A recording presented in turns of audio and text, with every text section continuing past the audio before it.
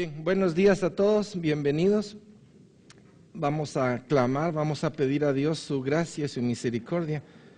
Padre, en el nombre de Jesús ponemos ante ti nuestro corazón, clamando tu gracia y tu misericordia, clamando tu favor sobre nuestras vidas. Hemos venido con el propósito de oír tu voz y de hacer tu voluntad. Hemos venido con el propósito de que tu palabra nos hable. Hemos venido con el propósito de ser transformados. Y sabemos que la única mano que puede operar dentro de nosotros eres tú, Señor. Por tu amor y en el nombre de Jesús, haz la obra que te compete. Lo que tú has iniciado, termínalo. Por tu amor y en el nombre de Jesús te lo pedimos. Gracias, Señor. Bendito seas por siempre. Gracias. Amén y amén. Bien, estamos a 16 de junio, estamos en lo que es la coinonía base y recuérdense que estamos viendo las puertas. El tema del día de hoy es, seguimos todavía en un lugar ideal, estamos descubriendo o reafirmando posición de lo que es el Génesis antes de la caída. Estamos viendo una serie de situaciones que considero que son básicas para poder entender todo el resto. La temática que hemos seguido hasta ahorita es la apertura del Señor, los seres espirituales y estamos en el hombre. Estamos viendo el hombre en su condición original. Y los temas que hemos visto, ustedes lo tienen aquí, un lugar ideal es la parte que estamos viendo en este momento y estamos tocando los propósitos de Dios en este lugar y la forma como el hombre tergiversó las cosas y perdió esa hermosa posición. Para último, vamos a entrar a lo que es la triple naturaleza, el hombre en su condición original y cómo se pervirtió el hombre en todas sus facetas. La visión general que tenemos para este estudio, hemos hablado del ámbito de la eternidad. Cuando hablamos del ámbito de la eternidad o del ámbito del seno o del consejo o del Padre, estamos hablando del Padre, el Hijo y el Espíritu Santo. Estamos hablando de aquella porción que la podríamos llamar la eternidad antigua, la eternidad que siempre es eternidad, pero para nosotros es una clasificación solo para que nos ubicáramos. Entonces está la apertura de Dios. Dios se abre y Cristo es engendrado. Es la primera puerta. La primera puerta es Cristo. Y por medio de Cristo, entonces es que se hace lo que se llama la primera creación de los seres espirituales. Esa es la puerta 2. Y posteriormente, con la creación de los seres espirituales, ustedes saben que hubo una decisión equivocada, una decisión de rebeldía, y los seres espirituales, algunos se separaron y abrieron una puerta extraña, una puerta de rebelión. Y esa es la que conocemos como el poder de las tinieblas. Posteriormente vemos que Dios hizo el cosmos, todo lo que está arriba de nosotros se llama el cosmos, toda la creación que está allá arriba y que recibe de parte de los científicos un montón de nombres, el cosmos, el universo, el más allá, etc. Posteriormente hablamos de la creación de nuestro mundo. Y en la creación de nuestro mundo, donde nosotros estamos, hablamos específicamente de la tierra, y en la tierra es donde está el hombre. Y aquí podemos hablar del sexto día, el hombre fue hecho a imagen y semejanza de Dios. Tiene su traje de luz, su traje de hermosura, su traje de santidad. Este es el sexto día. Y toda la creación visible e invisible es sostenida por Cristo, Colosenses capítulo 1. Y estamos hablando en este momento de un lugar ideal. ¿Qué es lo que podemos ver más de lo que ya hemos estudiado en el libro de Génesis? Y eso es lo que vamos a entrar ahorita. Conociendo algunos principios de Dios, aquí fue donde nos quedamos la semana pasada. Si Dios interviene en el bien o en el dolor, Él puede sacar de ambos lados el resultado que vendría a ser un bien superior. Este es un principio que si lo tenemos bien agarrado, entonces vamos a manejar el bien y el mal bajo la concepción de Dios. Qué rico es cuando todo es color de rosa. Qué rico es cuando todas las cosas funcionan y caen en el orden en que a nosotros nos gusta.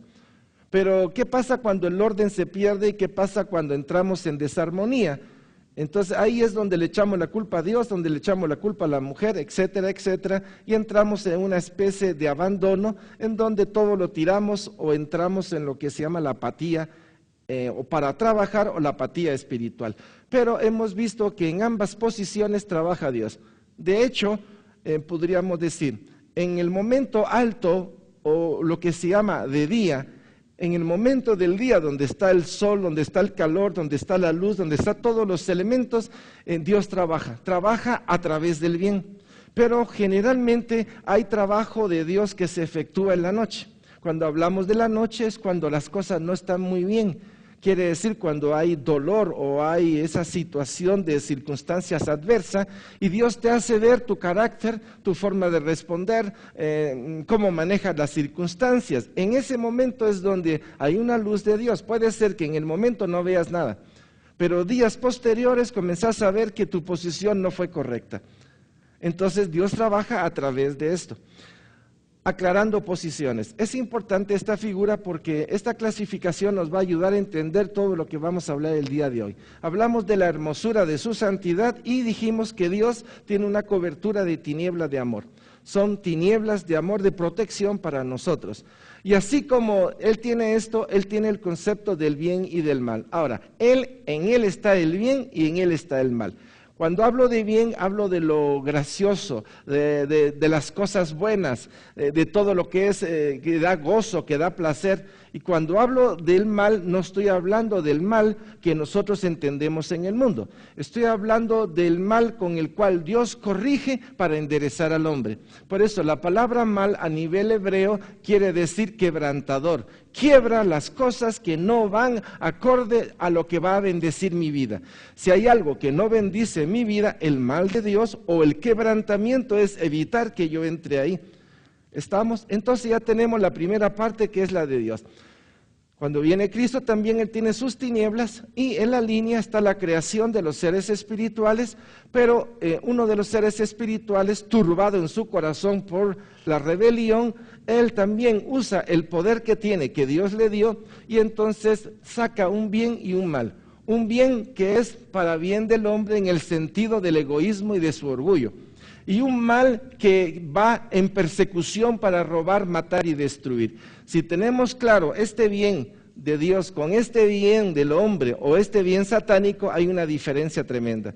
El bien de Dios es bendecir mi vida. El bien del hombre es para tener la carne en satisfacción. Gratulación de la carne, sentirse bien uno y amar su carne, y etcétera, etcétera. Entonces, de esta manera, esta clasificación es que podemos entender la forma como el mal o el Satanás viene a robar, matar y destruir.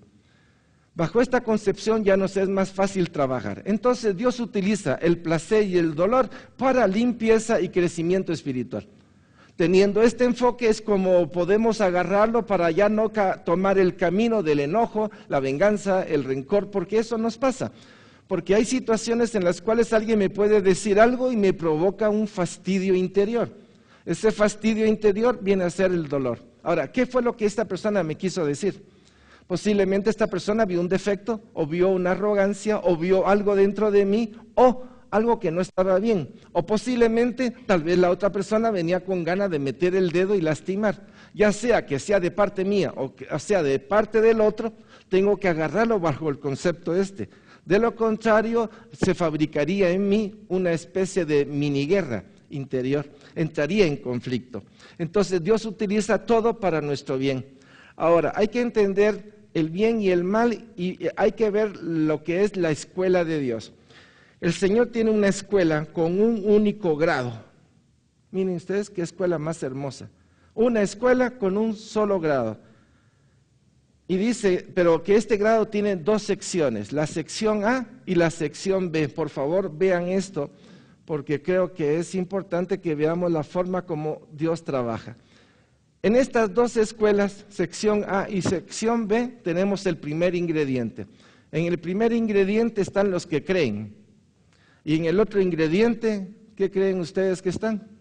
Los que no creen, va que es topada la respuesta. Segundo, en los que creen están en el plano de la obediencia. Y los que no creen, ¿cómo creen ustedes que están? No, hoy vinieron chispudos, hoy no, hoy vienen todos, qué bueno, despiertos, ¿no? Amén, amén, gloria a Dios. En la sección A hay dolor. Hay dolor. Y en la sección B, ¿qué cree que hay? ala, no puede ser, hoy sí están pero topados. Vamos a la otra. En la sección A, aparte de que hay dolor, hay sufrimiento, hay aflicción, hay persecución, etcétera, etcétera, etcétera. ¿Y qué cree usted que hay en la sección B? Pues también, fíjese usted, Ahora, aquí viene la pregunta. Pero si en las dos secciones es lo mismo, entonces ¿para qué?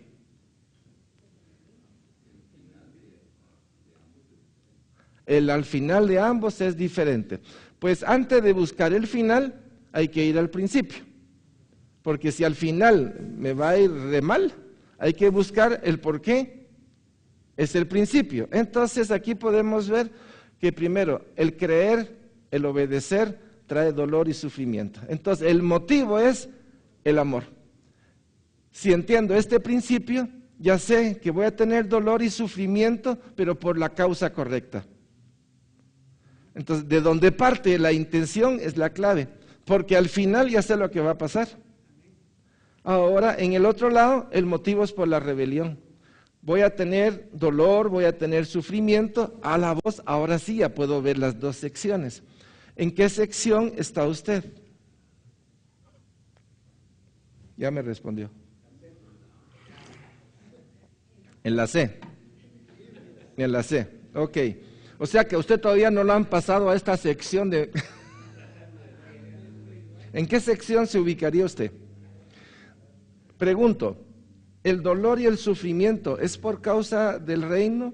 ¿El dolor y el sufrimiento es por causa de la palabra? ¿El dolor y el sufrimiento es por causa de llevar el evangelio a otros?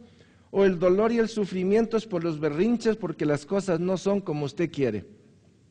Aquí es donde se descubre el 98% de los llamados cristianos. Entonces, si usted se descubrió, tiene la opción de pedir perdón y enderezar su vida. Que es fácil ubicarnos, pero el problema con nosotros, la mayoría que estamos aquí, es que no estamos siempre en la misma sección. A veces estamos en una, en lo que ya nos es fácil, y en otras donde todavía el Señor está trabajando, estamos en la sección B, que en muchos veces nos rebelamos porque no entendemos el proceso del Señor en nuestra vida. Lo que usted dice es cierto, pero la pregunta va es, ¿en dónde está más tiempo, pues? Bueno. No, si esa respuesta nos quita el peso a todos. Pero aquí si el 80% estás en la sección B, y cuando estás en la sección A, estás buscando la sección B. Ángel, ¿Sí? ¿podría ser que tenemos áreas de una y otra? Sí, las tenemos. Ahora, si te pregunto, ¿en dónde estás más tiempo? ¿Dónde dirías? El hecho de tener esto es porque Dios trabaja en ambas. En ambas, o sea, aunque yo pueda estar en la A, voy a tener dolor y sufrimiento, pero si el dolor y sufrimiento no tengo el enfoque correcto, ¿qué me va a pasar? Voy a rebuznar, pues, voy a levantar mi enojo contra Dios. Acuérdese de Job, le iba bien, pero después le fue mal, alabó, bendijo a Dios, etcétera, un buen siervo de Dios, pero posteriormente ya cuando llegaron sus 4 amigos, ya su percepción fue diferente. Hasta el final se dio cuenta de que de oídas conocía al Señor.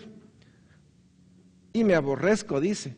Entonces encontró que a través de las circunstancias, Dios tiene un medio para subirnos a otro nivel. Ahora, si no tenemos la perspectiva correcta, no importa en la sección que esté.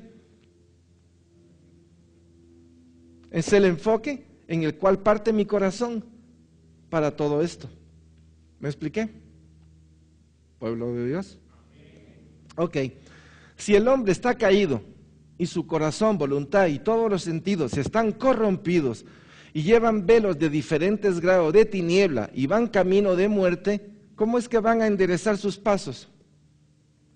¿Qué haría usted si su hijo estuviera en esa condición? Sufrir. Ajá. ¿Tomaría de todos los recursos legales posibles para evitar su muerte eterna? ¿Cierto?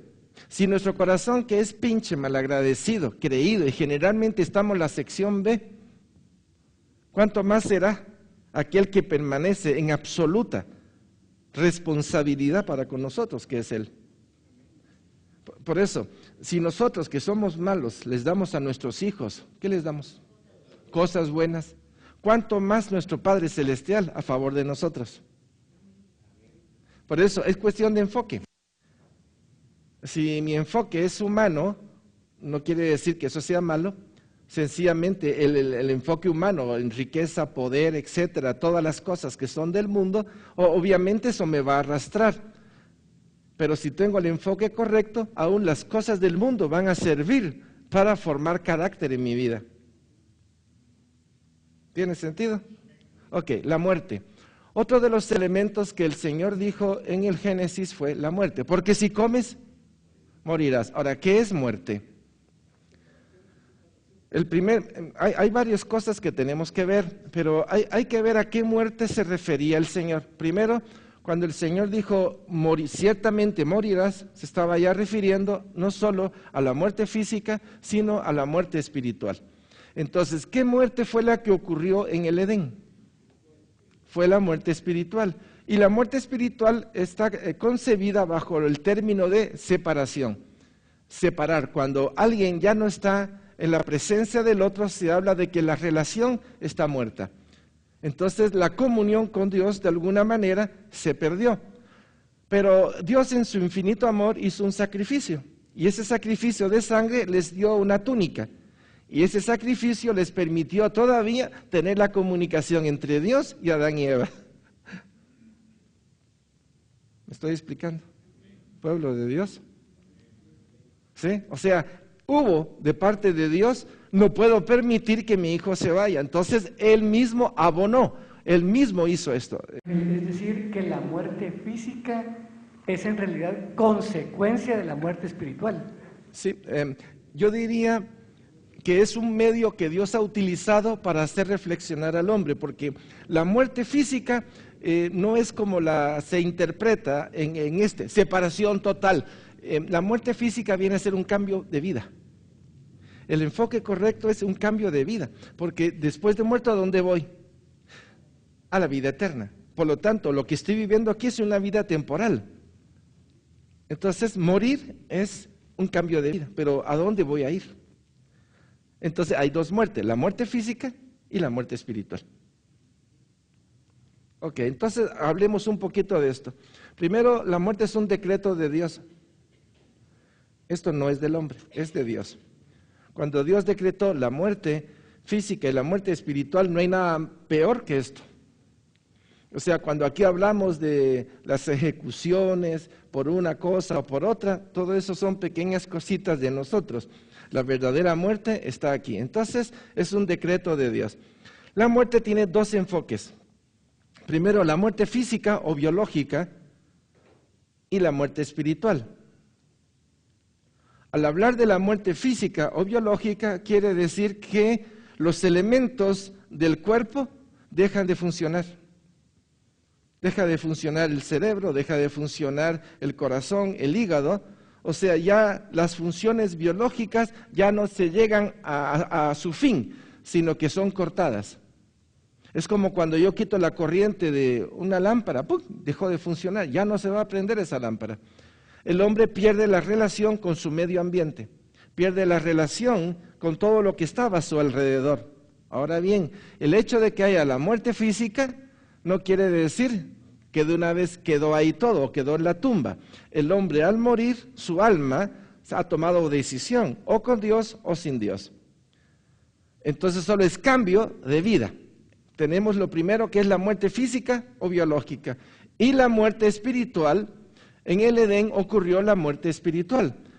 Pero Dios en su misericordia, al dar el sacrificio, les puso una túnica. Como quien dice, para que no se vayan sin mí, hizo el sacrificio para que Adán y Eva todavía pudieran hablar con Dios. Por medio del sacrificio de un animal inocente.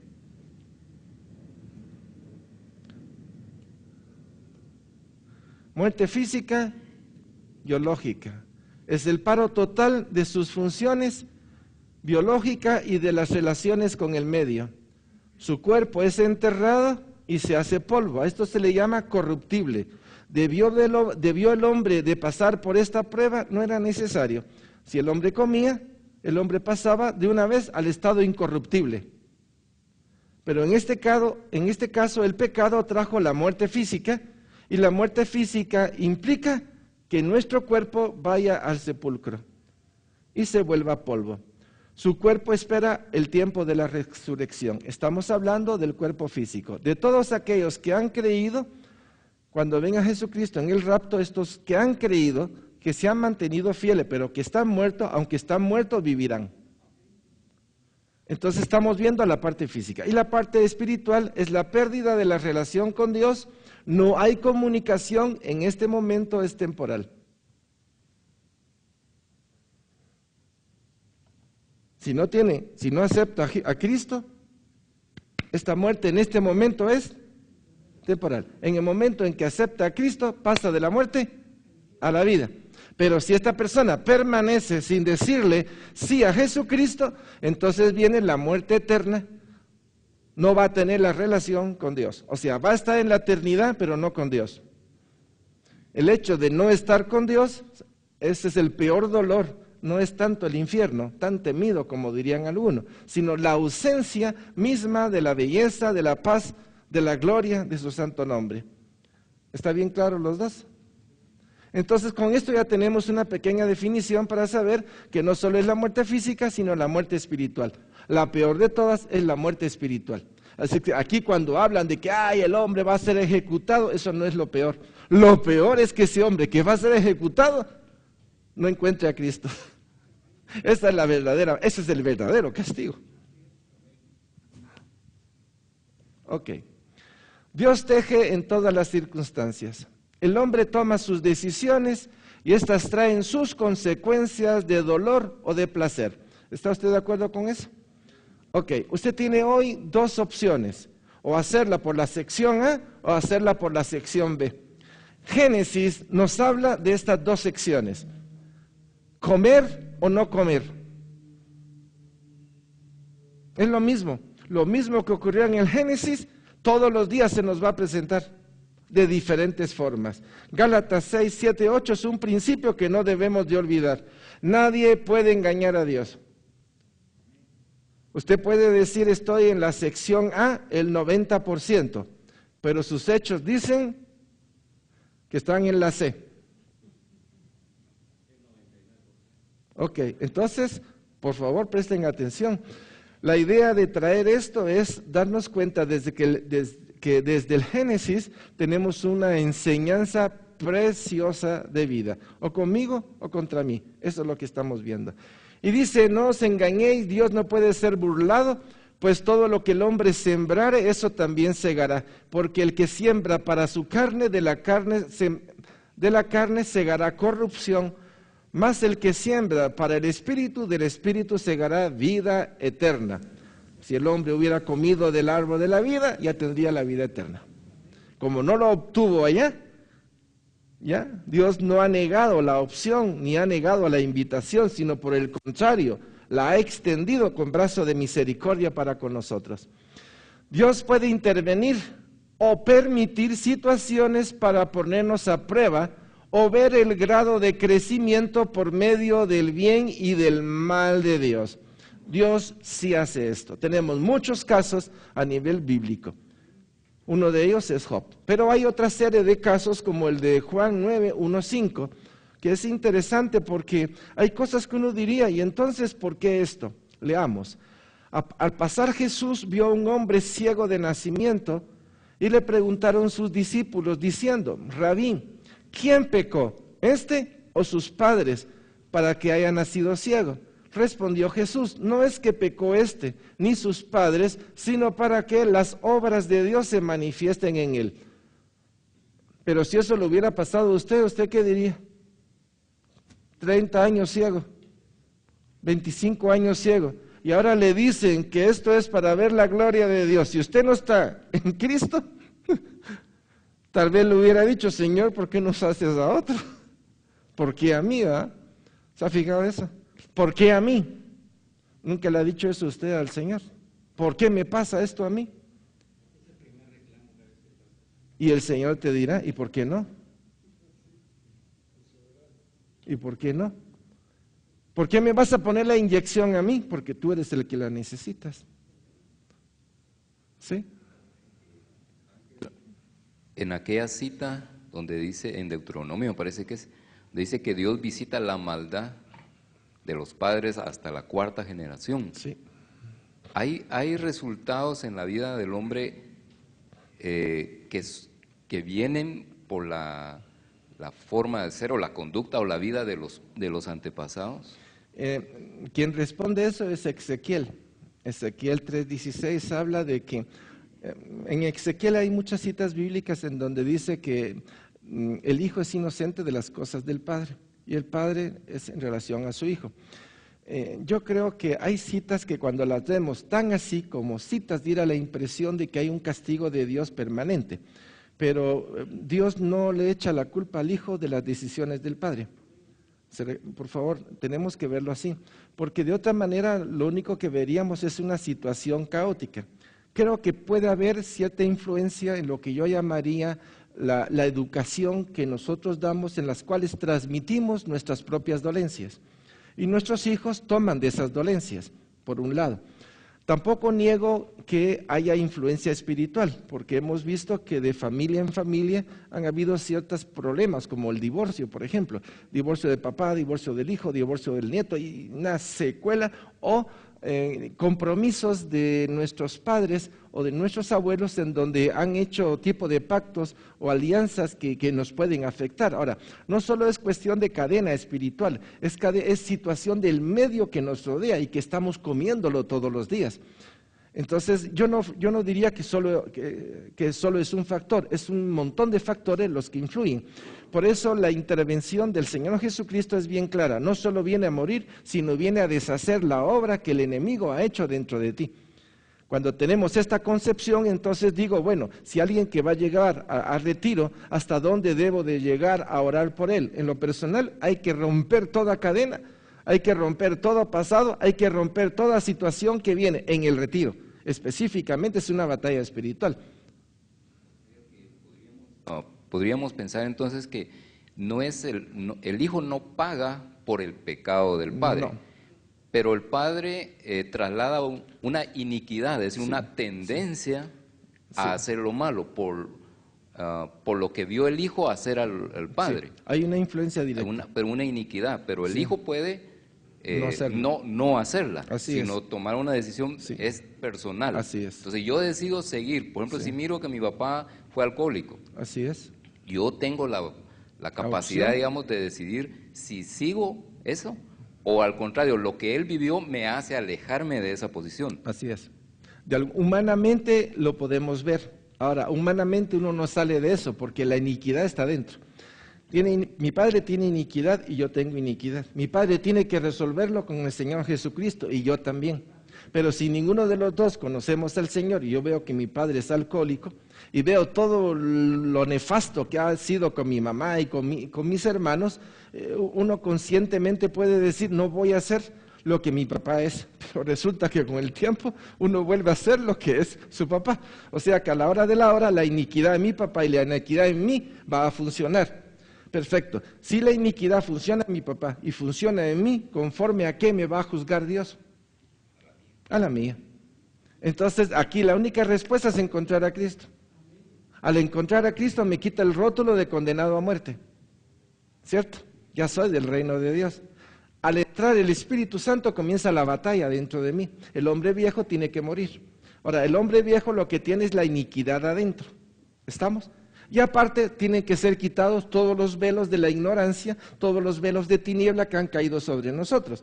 O sea, no estoy hablando del mundo, estoy hablando de ti, por favor. Oiga, estoy hablando de ti, te estoy mencionando el sobre que dice condenado a muerte. Estoy hablando de la iniquidad que entró dentro de ti. Y estoy hablando de las tinieblas que hay dentro de ti, independientemente del mundo e independientemente de Satanás. Yo por lo que he vivido, creo que lo que habla Ezequiel es que cada quien es responsable de sus actos, ¿verdad? Totalmente. Yo puedo decidir hacer Así lo es. correcto, hacerlo Así es. incorrecto, aceptar a Jesús o no aceptarlo. Pero yo lo traslado, por ejemplo, a mi vida. El solo hecho de no conocer, como lo acabas de decir, no Cristo. conocer la palabra de Dios, ¿verdad? Ya para mí, ya era una maldición. Pues. Total. Así Entonces es. sí se trasladó la maldición de abuelo, de mis abuelos y de mis antepasados. Pero la decisión la tomé yo, digamos, Sí. de aceptar a Jesús y cambiar hacia el bien, ¿verdad? Sí. El mundo va en una debacle. Pensemos. Imagínense que estamos en una montaña alta gringa, las Rocosas. Esa es canadiense, ¿va? ¿Americanas? Americanas. Entonces alguien agarra una bola y la lanza. Esa bola va creciendo. Y cuando esa bola va creciendo, todo se va complicando. Nosotros estábamos ahí. Ya no solo era cuestión de lo que mi papá, sino de todo el ambiente que te rodea. El único que te puede sacar de ahí es Cristo. Porque no solo llevas la iniquidad, lleva el sobre de muerte, vas en una ignorancia y en un ambiente totalmente contaminado. ¿Cómo separas una de otra? ¿Qué es más influyente? ¿La que te trajo tu papá o tu mamá? ¿O la que tú traes per se, más la de tu papá, más la de todo lo que está a tu alrededor? Imagínese el fiambre que hay ahí. Entonces, a la hora de la hora, la única forma es Cristo. Y luego, de un tiempo, por medio de Cristo, poder ver esto. Porque de otra manera trabajaríamos a ciega. Entonces, yo no le puedo echar la culpa a mi papá ni a mi mamá, porque ellos van a entregarle a él conforme a las circunstancias que ellos vivieron. Dios conoce, yo no lo sé. Por eso prefiero pensar en la gran misericordia de Dios y no hacerme bola en mi cerebro. A través de toda la Escritura, la misma Escritura se responde a sí misma y nos da respuestas a las interrogantes que tenemos. Y en el caso que planteaba Mario sobre la iniquidad de los padres y lo que hemos estado hablando, en la historia, por ejemplo, de los reyes se ve cómo el mal ejemplo de uno pasó a los hijos, en algunos casos no solo a los hijos, sino a toda la ciudad. Pero en otros casos, la buena influencia de alguien atrás de uno puede ser el cambio en una vida, pero al final de cuentas es la decisión personal.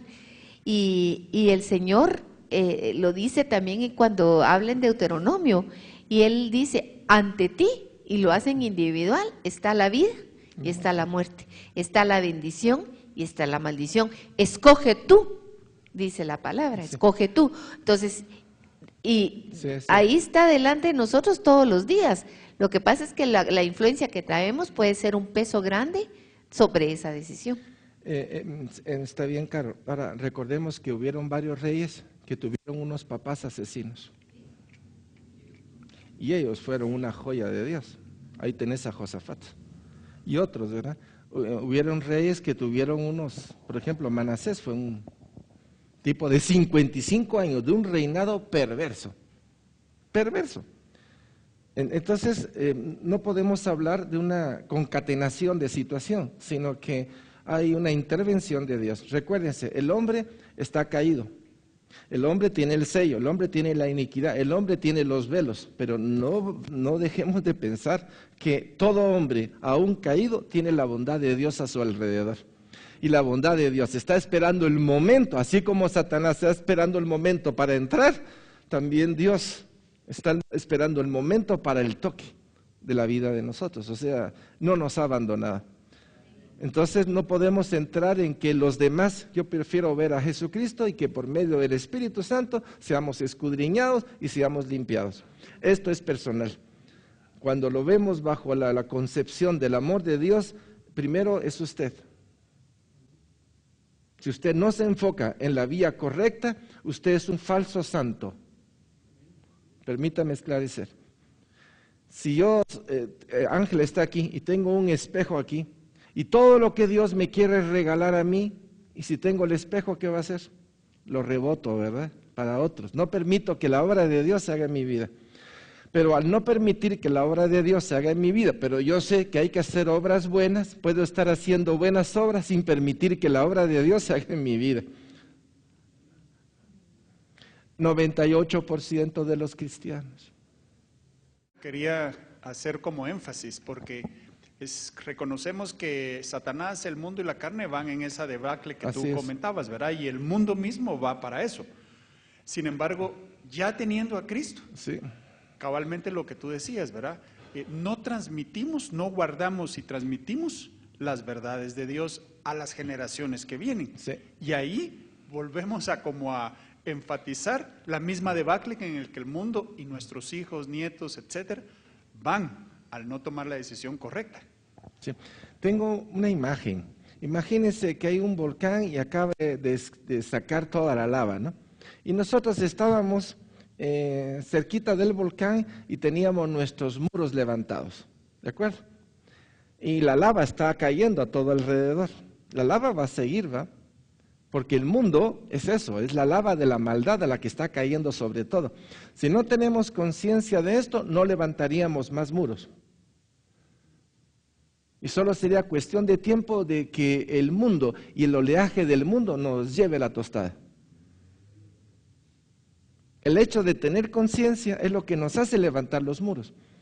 Alabar, bendecir, glorificar y ponernos bajo la escuela de la sección A. Hágase tu voluntad en nosotros. ¿Nos va a traer dolor y sufrimiento? Sí, pero ya sabemos el motivo del por qué. El no entender estas dos es como vivir por vivir, es como hacer por hacer, no encontrarle sentido a la vida. Si vas a sufrir, sabes o tenés que saber por qué vas a sufrir. Ahora bien, yo sé que si les digo a los otros que Jesucristo es el Señor, estos me van a rechazar. Perfecto, ya lo tenés claro. El rechazo de los otros es por el motivo correcto. Esto no se trata del hombre. Esto se trata del amor de Dios. Primera cosa. Segundo, si hay algo que el hombre puede hacer, es crear problemas. Tercero, ya como cristianos, tal vez no creamos tantos problemas, solo los simulamos. ¿Estoy hablando claro? A la hora de la hora, Dios nos tiene que quitar la capa de la super hipocresía que manejamos. Porque no se trata de mí, se trata de Él.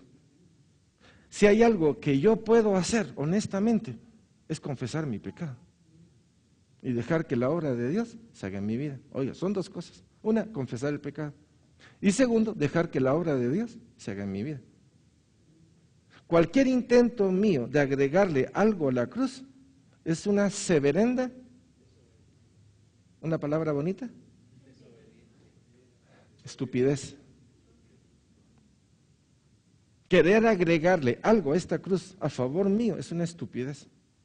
Es decirle al Señor que su obra fue incompleta. No sabe lo que está haciendo. Entonces veo que en todo esto estamos aprendiendo, primero en nuestra euforia de amor, en la etapa del atrio, pensamos que gloria a Dios y que ya, porque estamos en el nivel de por gracia, ¿no?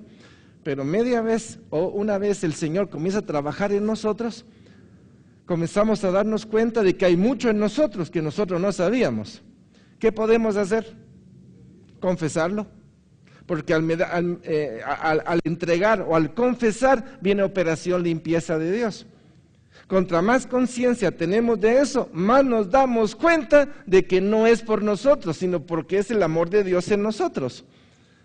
A la hora de la hora, cualquier agregado que nosotros podamos poner, porque yo leo, porque yo estudio, porque yo aquí, porque yo allá, permítame decirle que ese es el resultado del amor de Dios dentro de ti. Porque Él ha sido fiel. Entonces, el resultado de la obra de Dios se va a manifestar en una búsqueda mayor de Él. Recuérdense cuando hablamos del amor y dijimos, el amor ama, el amor perdona, el amor atrae y el amor comparte. Es Él el que está haciendo la operación sobre nosotros. Y ese es el problema. Nosotros queremos a veces agregarle algo a la cruz. O poner una porción de nosotros que no está ni siquiera limpia, hacerla ver como que es parte de un proceso de madurez, cuando en el fondo lo que hay es una soberbia espiritual. ¿Me estoy explicando? O sea, a la hora de la hora, todos nosotros, por eso dije Jorge, todos nosotros estamos involucrados en cierta manera en una especie de ostentación espiritual. Y la palabra dice que nadie debe de creerse más de lo que es, pero si nos damos cuenta de lo que es, mejor seguimos en la nada. Por eso, no hay mejor lugar que la silla de la nada. y dejar que la obra de Dios se haga. Contra más conciencia tengo de esto, más permito que la obra de Dios se haga en mi vida. Entender esta verdad es caminar hasta más rapidito en las cosas de Dios. ¿Me expliqué? Solo guardate la preguntita, Carlos, si no, no termino hoy esta parte. La permisividad de Dios ante las tentaciones del maligno que utiliza el bien y el mal en forma perversa. Y aquí es donde tenemos que tener cuidado. ¿Lo permite Dios? Sí. Dios prueba, pero aparte de que nos prueba con el bien y con el mal de la santidad, porque ya lo tenemos claro, ¿va? El mal de Dios es quebrantar en nosotros lo que nos puede herir o puede ofender a Dios. Pero aparte está la tentación de Satanás que lleva el objetivo de robar, matar y destruir. Ahora, ¿lo permite Dios? Sí. Y hay varios ejemplos en la palabra de Dios en donde Satanás interviene, haciendo, quitando, golpeando, etc. Dios utiliza todo para sacar de nosotros lo mejor. Caso de Job es uno de ellos. Pedro tuvo este problema, Pablo tuvo este problema. De hecho, ustedes y yo tenemos este problema. Ahora, si lo veo como problema, ya estoy en menos, pero si lo veo como una oportunidad en el cual Dios va a quitar algo de mí, bendito sea el Señor. Ahora, si no me quita eso que está ahí, es porque hay otro que está abajo, en el cual Dios afloja y afloja para sacar a los dos. Pero eso no lo vemos, porque ya solo el de arriba es una asfixia, pero el de arriba tiene una cadena que agarra otro pecado más grande, ¿verdad? Entonces no puede quitar el de arriba porque el peso de abajo lo impide. Entonces Dios trabaja aquí y comienza a trabajar en la cadena y comienza a trabajar alrededor y la saca. Pero esto tiene un tiempo. Y mientras no lo entendamos, hay dolor y sufrimiento porque no tenemos el alcance del principio de Dios. En todas las cosas interviene Dios para bien de nosotros. Job es un caso, ¿verdad? Recordemos que si el hombre hubiera comido del árbol de la vida, estas ya no estaríamos en esta situación. Por el hecho de que se comió, estábamos en este trabajo de Dios. Es Dios trabajando en el barro y quitando las impurezas. Es Dios poniendo fuego para hacer que el oro sea más refinado. Es el objetivo de Él, es usted, soy yo. Pero si no tengo el enfoque correcto, siempre voy a estar señalando a Dios de las cosas que son mías. El hombre está caído y bajo el poder del maligno. Este es otro principio que no podemos dejar. Primera de Juan 5, 19, 21. Sabemos que somos de Dios y el mundo entero está bajo el maligno. Entonces, en poca palabra, piense, tengo el sello de la muerte, la iniquidad dentro de mí, tengo un montón de velos y encima está el poder de las tinieblas.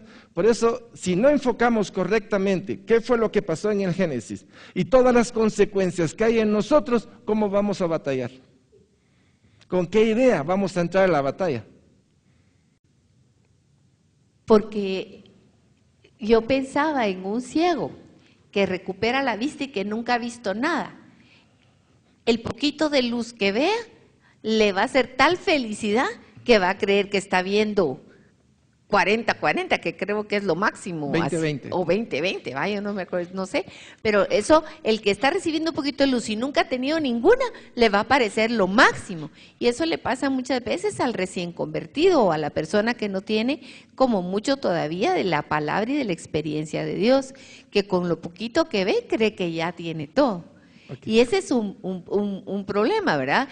Pero el Señor lo permite porque en eso va uno también dándose cuenta que necesita todavía más luz del Señor. Si lees la cita dice, sabemos que somos de Dios y el mundo entero está bajo el maligno, pero sabemos que el Hijo de Dios y nos ha dado para al que es. O sea, Dios no se puede quedar con un fosforito dentro de ti.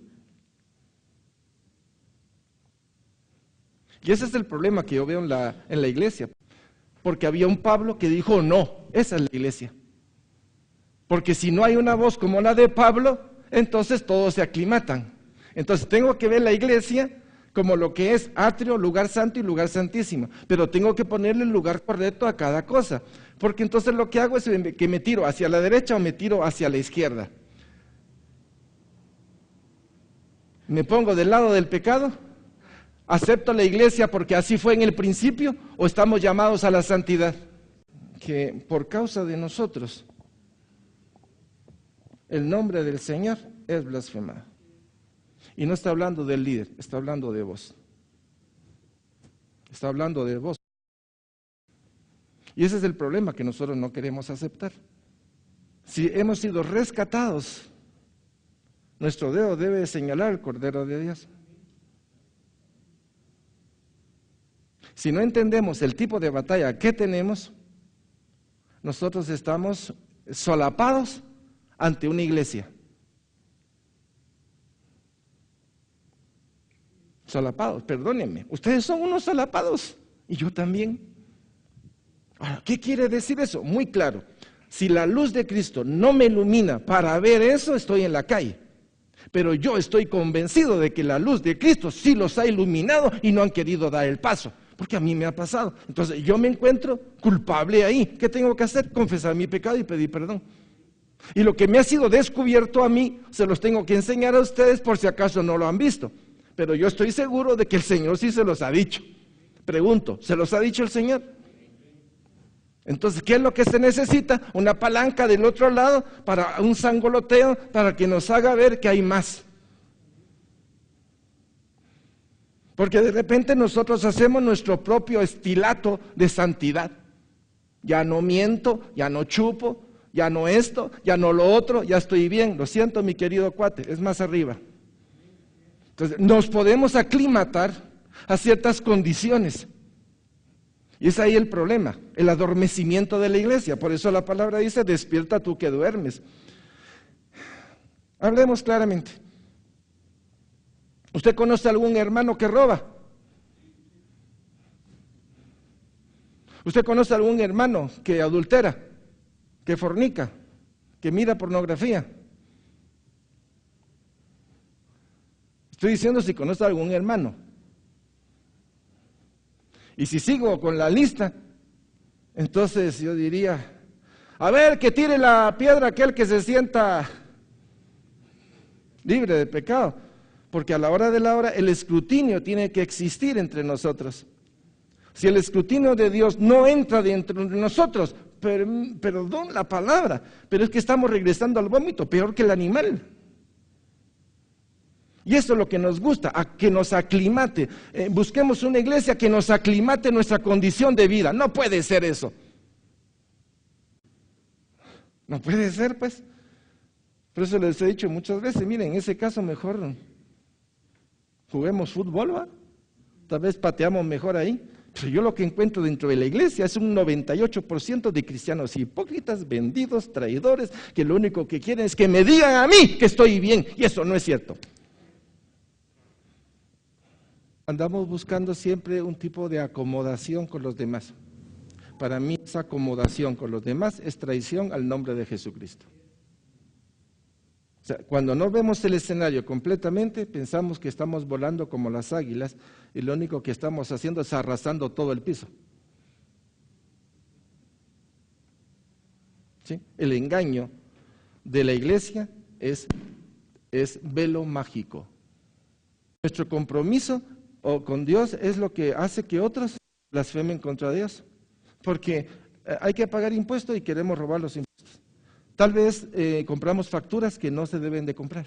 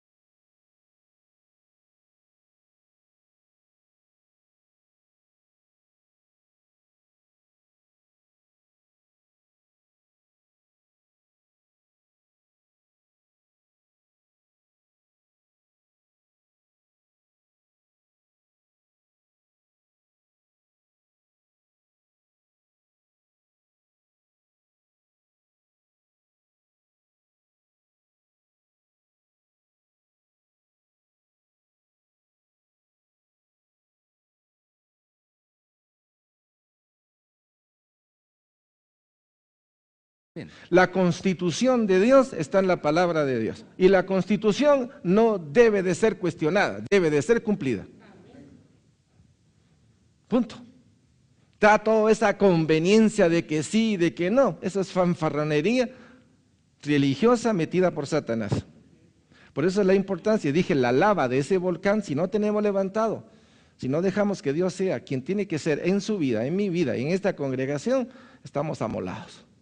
Solo es cuestión de tiempo. Ok, bien, vamos a orar, chicos. Padre, gracias por este día. Gracias por tu amor, gracias por tu misericordia, gracias por tu bondad, gracias por tu ternura, gracias por la forma como abres nuestros ojos a tu verdad. Tu palabra es la constitución del reino de Dios, una parte de la constitución que nos ha sido revelada, Señor.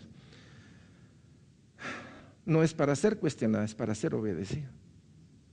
Danos esa gracia, Señor, para conocer tu constitución y para llevarla a cabo.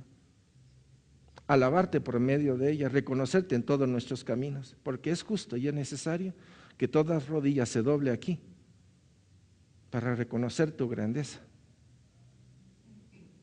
tu misericordia, tu bondad y el amor eterno que nos has tenido por siempre. Gracias, Señor, porque sin ti esto no es posible. Bendigo sus vidas, sus matrimonios, sus familias y clamo a Dios que el día de hoy usted sea otro Juan Bautista que señale, he ahí el Cordero de Dios que quita el pecado del mundo para la salvación de otros. Que el Señor les bendiga.